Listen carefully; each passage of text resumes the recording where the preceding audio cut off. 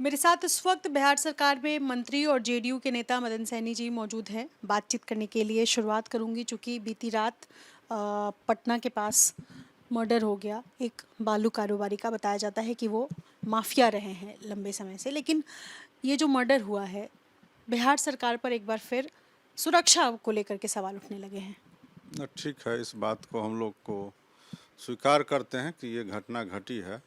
और इसी तरह का घटना आपके भी जानकारी में है कि एक सप्ताह पहले भी घटी थी और उसमें भी उसका उद्भेदन भी हो गया। जो लोग शामिल थे उसकी गिरफ्तारी भी हो गई। इसमें भी जो लोग शामिल होंगे उनकी गिरफ्तारी होगी। और जैसा कि आपने खुद भी बताया है, स्वीकार किया है कि ये आपसी रंजिश का वजह भी हो सकता है और बालू माफिया या बालू कारोबार से जुड़ा हुआ ही लोग हैं।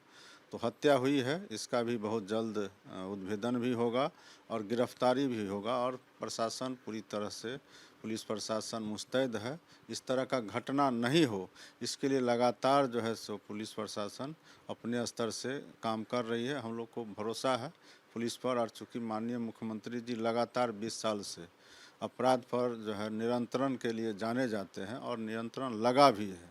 और यही वजह है कि जो पहले के दौर में जितने घटनाएं होती थी या घटना होने के बाद भी खुला घूमते थे लोग, आज वो स्थिति नहीं है। बहुत सुधार हुआ है।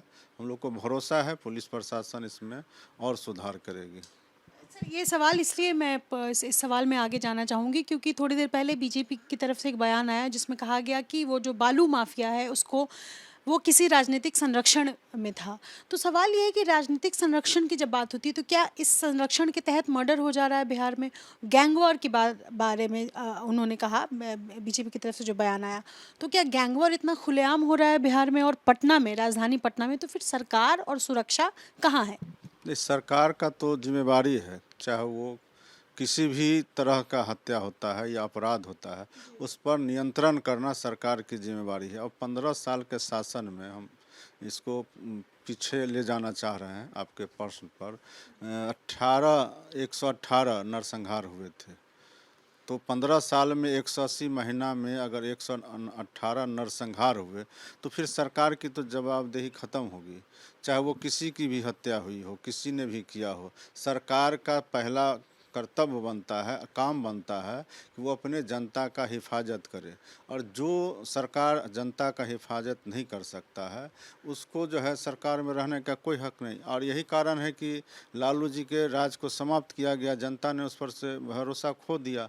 हमारी सरकार का यही खासियत है कि यहाँ कोई भी तरह का अगर अपराध होता है, अपराधी कोई भी हो, चाहे वो किसी भी दल से जुड़ा हुआ हो या किसी नेता के संरक्षण में हो, उसको कोई सहायता नहीं दिया जाता है। और यही कारण है कि अपराधी को 100 बार सोचना पड़ता है। हाँ, इस बीच में जो घटना घटी है वो सबके सामने है और जो उस पर रिजल्ट आया है वो भी आपके सामने में है। अभी खेमका जी का जो हत्या हुआ था वो भी उद्भेदन हो गए हैं। हाँ, हर घटना के पीछे कहीं ना कहीं आपसी रंजिश भी होता है।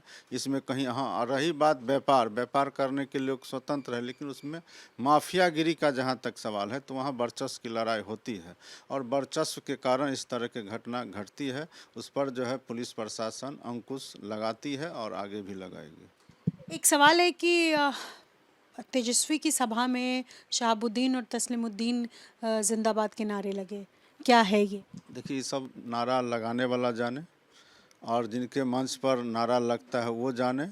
और हम लोग तो इतना जानते हैं कि वो जब जीवित थे उस समय भी नीतीश कुमार जी ही मुख्यमंत्री थे। दोनों जो नेता हैं जिनके नाम आप ले रहे हैं, तो जब वो जीवित थे और उन्होंने बहुत प्रयास किया होगा, उसके बावजूद भी नीतीश कुमार जी मुख्यमंत्री थे, जनता का भरोसा था, समर्थन था।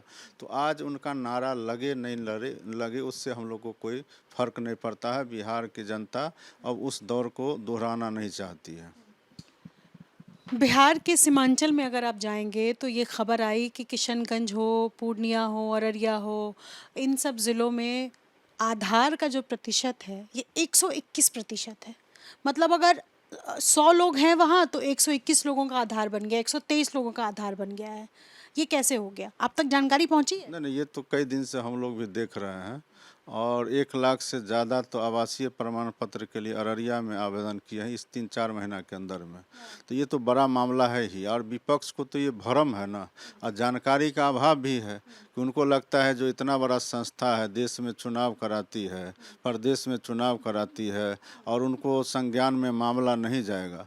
और फर्जीवाड़ा है तभी तो ये चल रहा है ना। बट सर, सवाल तो प्रशासन पे है ना कि कैसे बन गया? 100 लोगों में 121 आधार कार्ड बन कैसे गया पूर्णिया, अररिया और कटिहार जैसे जिलों में? आवेदन करते होंगे आरटीपीएस काउंटर से हो या अन्य जो माध्यम है, कोई भी आधार या मतदाता सूची में नाम जोड़ना या कोई भी सरकार का योजना का लाभ लेने के लिए जो सही तरीका है उसको अपनाते हैं लोग। लेकिन उसमें फर्जी मतदाता हो गए तभी तो आधार कार्ड इतने ज्यादा बन गए। एक एक लोगों का जांच करके और तब जो है इशू करना, तो कहे ना प्रखंड स्तर पर तो निचले स्तर पर इसमें लोग उतना ध्यान नहीं देते होंगे, इसलिए तो ये मामला उजागर हुआ है। और फिर चुनाव आयोग जो इतना बड़ा कदम उठा रहा है उसके पीछे तो बहुत बड़ा कारण होगा, उनको भी जानकारी में होगी। और जो ये हो रहा है इसका सबको समर्थन करना चाहिए। हम क्यों जो है सो और जो विपक्ष के नेता गरीब को डरा रहे हैं, गरीब को नहीं पता है कि उनके गांव में कितने फर्जी वाले लोग हैं और गांव में रहते नहीं हैं, उनका वोट गिर जाता है